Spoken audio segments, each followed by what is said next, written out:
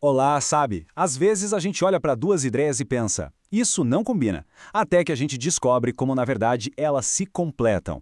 E é exatamente esse o caso de uma identidade de fé bem específica que junta a tradição wesleyana com a experiência vibrante da fé carismática. Vamos entender como isso funciona na prática?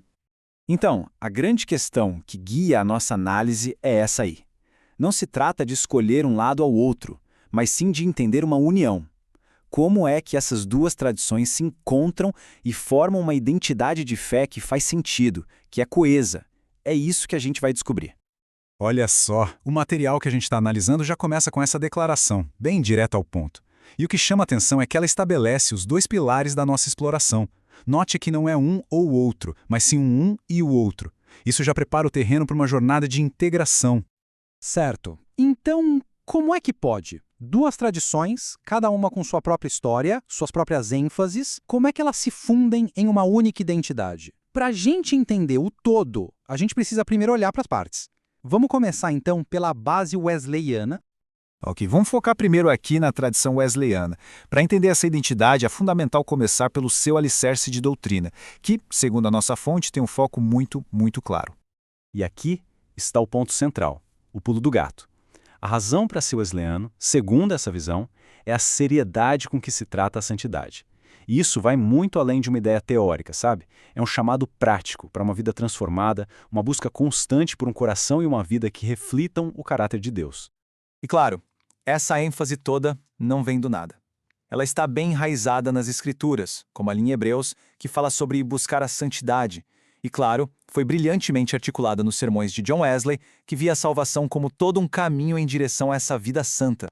Beleza, vimos o primeiro pilar. Agora, com essa base doutrinária da santidade bem estabelecida, essa identidade adiciona uma camada de experiência espiritual muito viva. É exatamente aqui que entra a crença carismática. O que é muito interessante aqui é a simetria. Se a tradição wesleyana leva a santidade a sério, a crença carismática leva o Espírito Santo a sério. E o que isso quer dizer? Quer dizer acreditar num espírito que não é só uma doutrina num livro, mas uma presença ativa, real e pessoal que guia, que capacita e que se manifesta na vida de quem crê hoje. E assim como na tradição wesleyana, essa crença também é toda fundamentada na Bíblia. Passagens como as de Atos e Romanos falam de um derramar do Espírito, do testemunho dele em nós, e teólogos como Stanley Horton dedicaram a vida a explicar o que a Bíblia diz sobre essa presença contínua e atuante. Ok, agora a gente chega no coração da questão.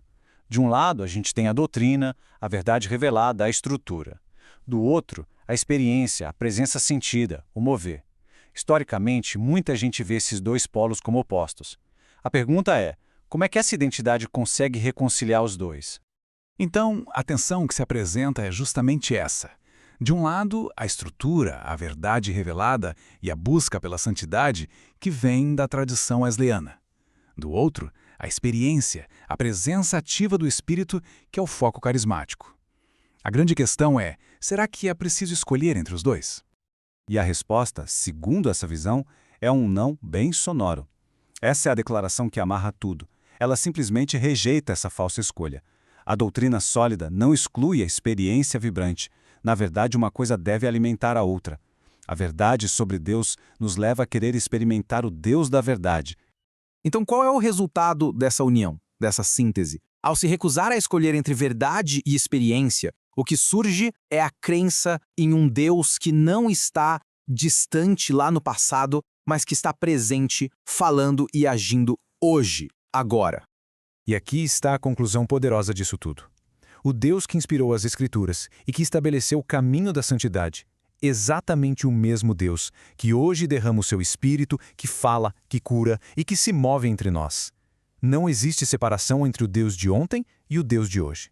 E a gente termina com essa provocação. Essa identidade wesleyana e carismática é bem mais que um rótulo. É uma proposta de vida. Ela nos desafia a pensar o que realmente acontece quando a verdade que estrutura a nossa fé encontra a presença que a torna viva. O que pode florescer quando a doutrina e a experiência decidem caminhar juntas.